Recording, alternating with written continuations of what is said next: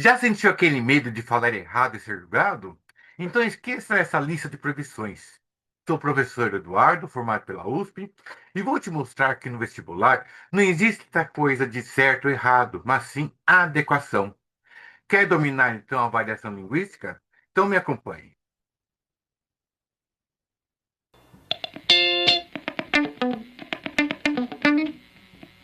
Bom, vocês estão vendo aí na tela a seguinte pergunta: você fala errado o mito da língua portuguesa? Pois é. Durante muitos anos, acreditou-se que falar errado seria aquela pessoa que não domina o que nós chamamos de norma culta, certo?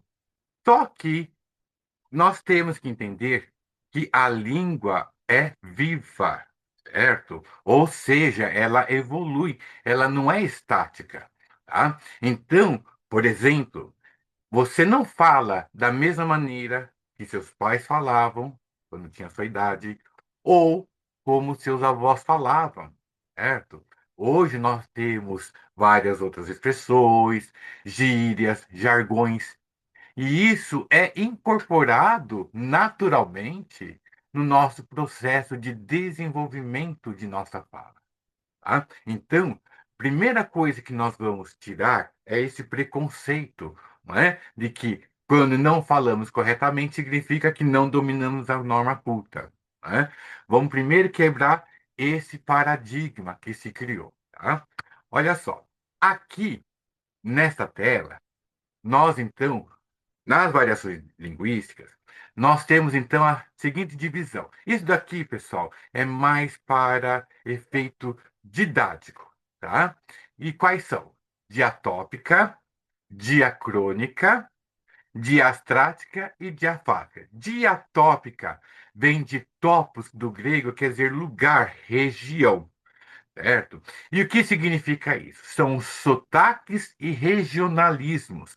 Por exemplo, nós temos mandioca aqui, mas em São Paulo, e aipim. Nós vamos ter, por exemplo, no Rio de Janeiro e outros estados também, tá? Diacrônica. Cronos quer dizer tempo. É a evolução no tempo. Eu já acabei de dar o exemplo da fala. Você não vai falar da mesma forma que seus pais falavam, e muito menos da mesma forma que seus avós falavam quando tinha a sua idade, certo? Houve uma evolução na língua, tá? Evolução no tempo. Um exemplo clássico é a palavra você. Hoje em dia, inclusive, nós falamos ser. E tá tudo bem, certo? E essa palavra ser, você, veio de um pronome de tratamento chamado vossa mercê, né? Que com o tempo passou para você e ser, tá? Outra variação chama-se diastrática. Vem de extrato. Extrato, o que que é? Divisão social, certo? É o grupo social. São as gírias e jargões de grupos. Isso tem a ver com a idade, a profissão e as tribos que nós pertencemos. E a última, que a gente vai falar também, é a diafásica. Essa daqui vai de acordo com a situação e o contexto. O contexto define os tons, né? O formal e o informal. Como funciona isso? Na verdade, pessoal, vamos pensar da seguinte forma. Quando nós estamos num grupo, né, nós vamos ter o quê? A diastrática, ou seja, nós vamos usar certas gírias, certos jargões, né? Você não vai falar um português rebuscado, com palavras rebuscadas, né? Num grupo de amigos, familiares, uma conversa aí. Você vai, normalmente, vai se expressar de maneira mais solta, mais natural.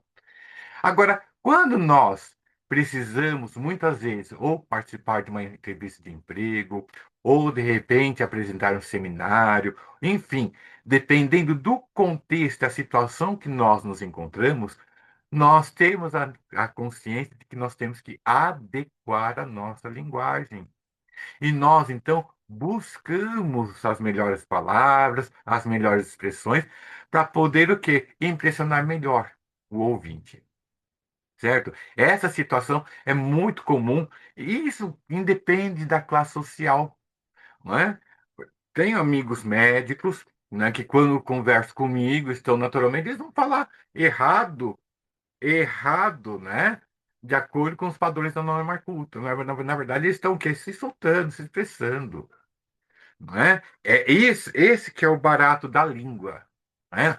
Essa, tem essa liberdade de saber adequar a nossa linguagem. E é exatamente aqui, pessoal, que nós vamos nos apegar mais na situação diafásica, né?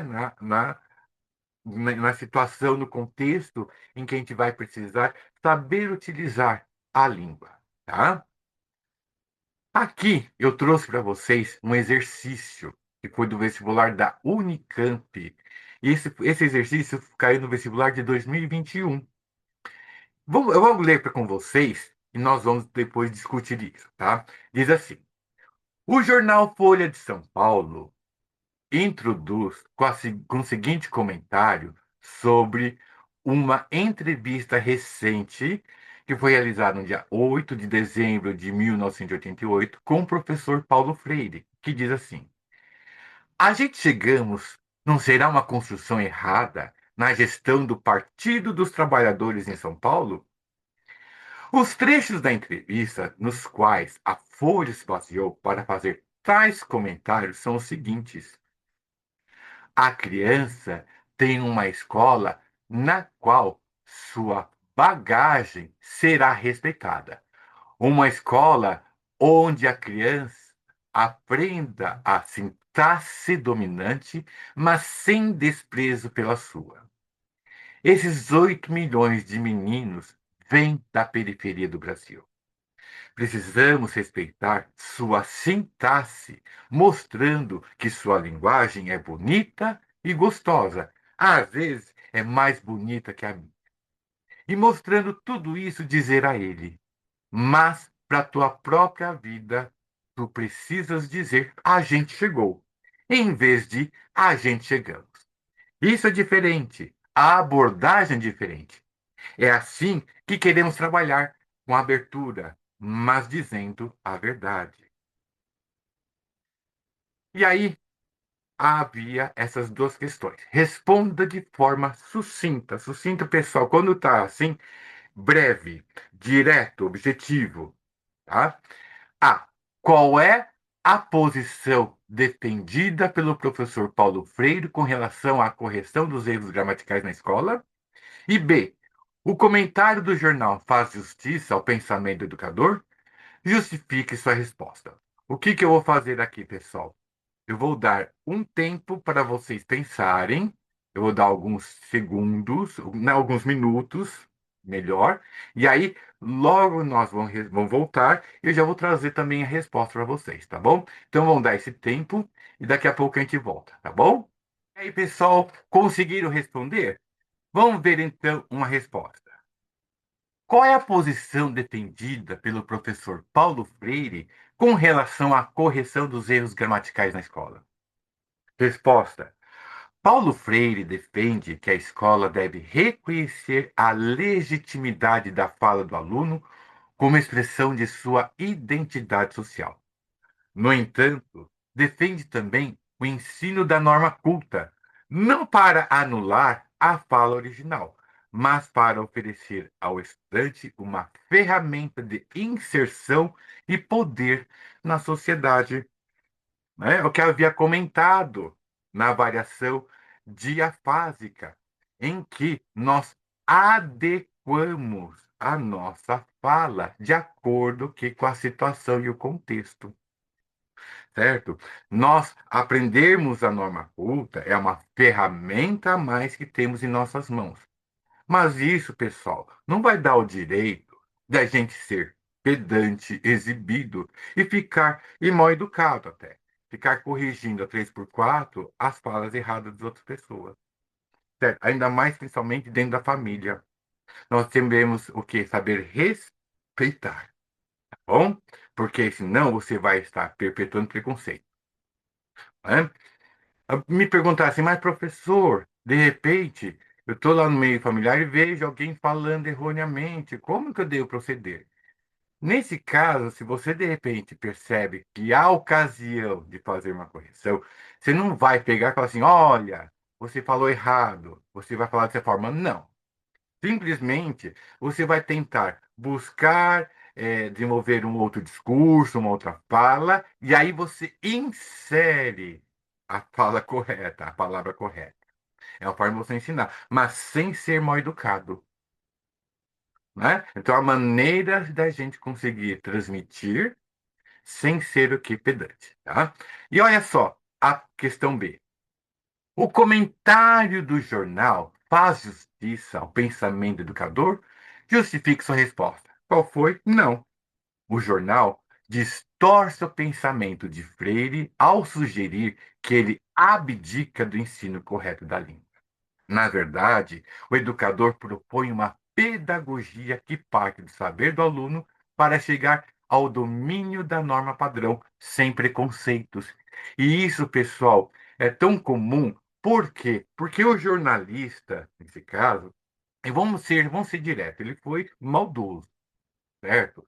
Ele retirou uma frase de um contexto e construiu um outro, certo? Isso está cheio, não é? Nos meios sociais está cheio. A pessoa ela retira aquela frase e começa a desenvolver, inclusive, vídeos, né? Desenvolver posts, né? Comentando a fala errada daquela pessoa que foi extraída de um determinado contexto.